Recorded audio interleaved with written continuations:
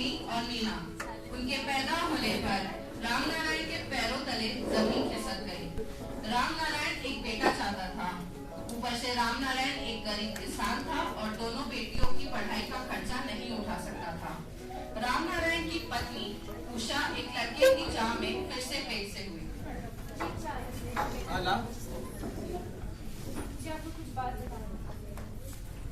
बोल, क्या हुआ? वो बोले ऐसा है कि बोलना जल्दी, क्या हुआ? मैं माँ बनने वाली हूँ। क्या? फिर से? हाँ। अरे यार देख, मुझे नहीं पता, अगर एक बार बेटा हुआ तो ठीक है, बेटी हुई तो से गिरवा देंगे। ये सब तो भगवान के हाथ में है।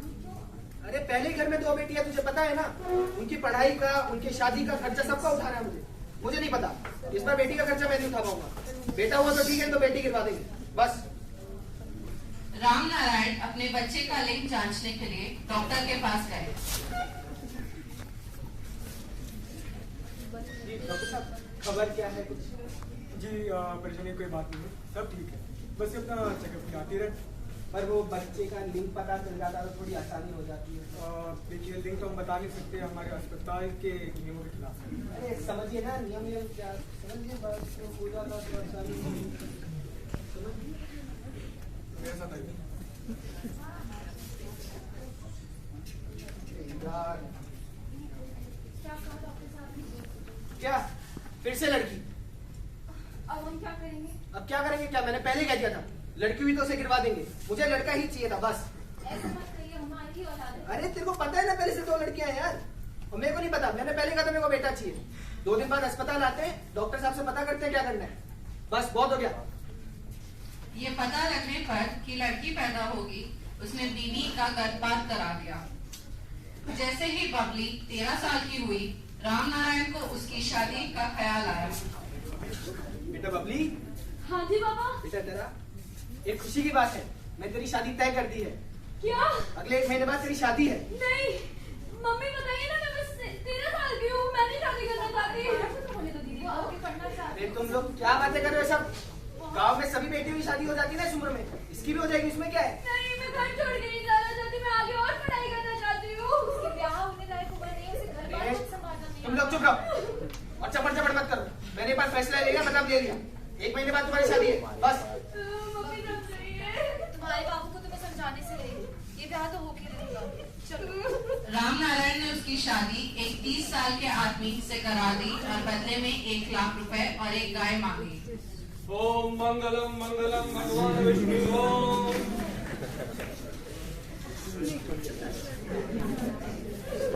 ओम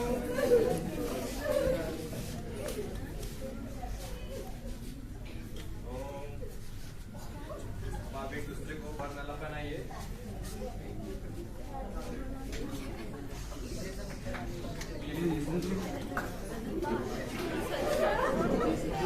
मुबारक हो, आप पति पत्नी हुए, आपसे बड़ों का आशीर्वाद लीजिए।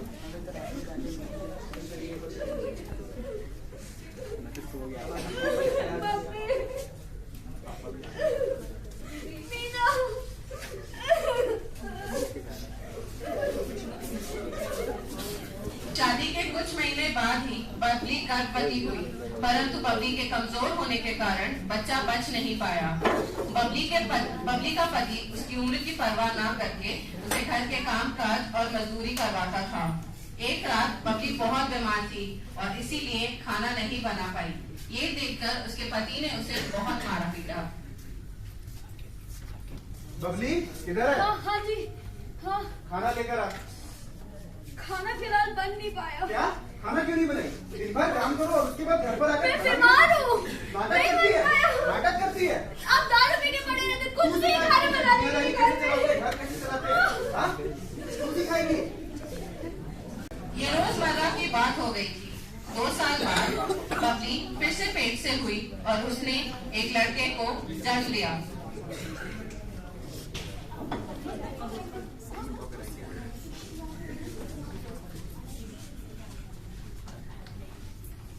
समीर कुमार जी डॉक्टर साहब। मुबारक हो, लड़का हुआ। लाख लाख शुक्र भगवान। धन्यवाद डॉक्टर साहब, ध्यान रखिएगा।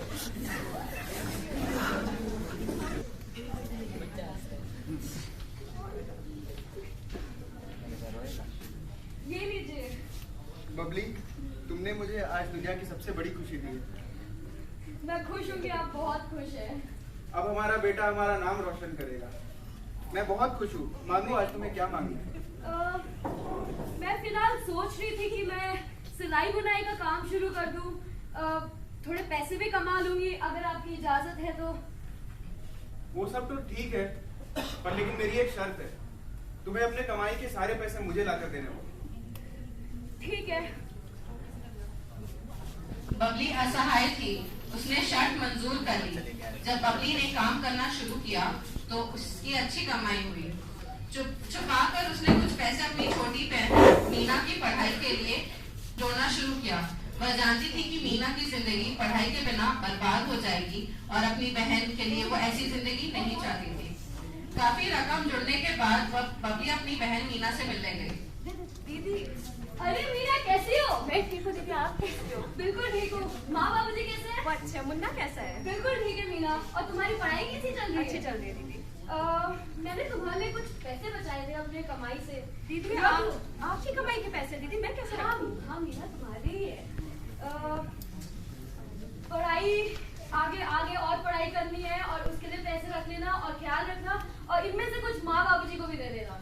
बोलना मैंने याद किया उनको। उधर मीना के पिता ने बबली के दिए पैसों से मीना को स्कूल भेजना शुरू कर दिया। माँ बाबूजी ये देखिए, मैं 12वीं की कक्षा में अव्वल आई हूँ। अरे बहुत बढ़िया बेटा, ये तो बहुत अच्छा काम करा है तुमने। खुशी की बात है मीना। अब बस माँ बाबूजी मुझे शहर जाके आगे की पढ़ाई करनी है। पर शहर क्यों, गांव में ही कर लो ना जो पढ़ना है तुम्हें। गाँव में क्या है पढ़ने के लिए? शहर ही में हो पाएगी बाबूजी पढ़ाई। पर बेटा गांव में कर ले। एक बार इतना कह रहे हैं, सोच लीजिए। अच्छा ठीक है, मैं तुम्हें थोड़ी देर में बताता हूँ। जी देखिए, जो गलती हमने हमारी बड़ी बेटी मीना के साथ की वो हम मीना के साथ नहीं कर सकते। मैं जानता हूँ मैंने मेरी बड़ी बेटी के साथ नाइंसाफी की। उससे भी मैं पढ़ाता लिखाता तो आज बड़ी अफसर बनती। पर अच्छा क्या तुम लोग कहते हो तो ठीक है, उसे शहर भेजते हैं पढ़ने को। मीना ने 12th के बोर्ड में टॉप किया। उसे शहर के सबसे बड़े अच्छे कॉलेज में एडमिशन मिला और सरकार ने उसकी पढ़ाई का खर्च उठाया। राम नारायण, उसकी बीवी और बबली बहुत ही खुश थे। परंतु उधर गांव वालों ने हल्ला मचा दिया था कि लड़की बड़ी होकर इतना पढ़ रही है तो जरूर एक दिन हाथ से निकल जाएगी। सब लोगों ने राम नारायण को ये समझाने की बहुत कोशिश की कि वो मीना को पढ़ने के लिए शहर न भेजे।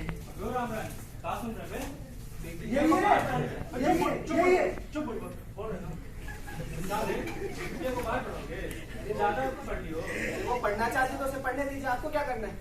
गांव में रहना है ना, तो गांव चलोगे ना, अपने से करोगे। अरे पर वो पढ़ना चाहती है, उसे आगे जाके पढ़ने दीजिए। आपको क्यों परेशानी है? सब कोई मिला धो दिए मत। हाँ अरे आप हटिए, उसको पढ़ने दीजिए। पंचायत अरे हटिए है यार। बेटा।